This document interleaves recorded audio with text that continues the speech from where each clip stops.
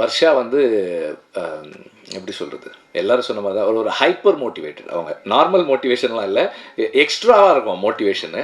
And அந்த மோட்டிவேஷனுடைய முதல்ல என்னென்னா, சார் நான் வந்து படம் பண்ணால் உங்கள் கம்பெனியில் பண்ணவே மாட்டேன், அதான் ஃபஸ்ட்டு அவங்களது.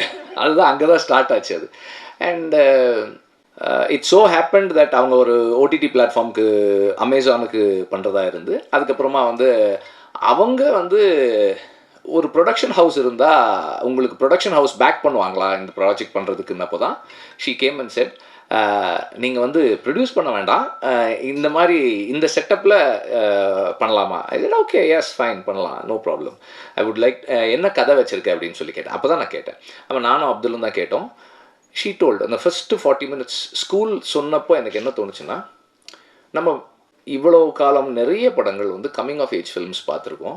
நம்ம அழியாத கோலங்கள்லேருந்து, துள்ளுவது இளமையிலேருந்து, வெவ்வேறு காலகட்டங்களில் வெவ்வேறு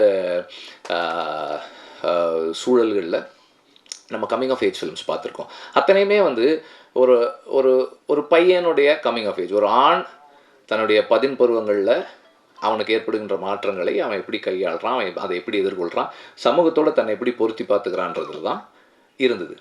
இது ஃபர்ஸ்ட் டைமாக ஒரு பொண்ணு தன்னுடைய அந்த 10 பருவங்களுக்குள்ளே என்டர் ஆகும்போது அவளுடைய க்யூரியாசிட்டி, அந்த அந்த ஆப்போசிட் செக்ஸை எக்ஸ்ப்ளோர் பண்ணுறதா இருக்கட்டும், அண்ட் அந்த அந்த அந்த 40 minutes வந்து அதோடு நிற்கல.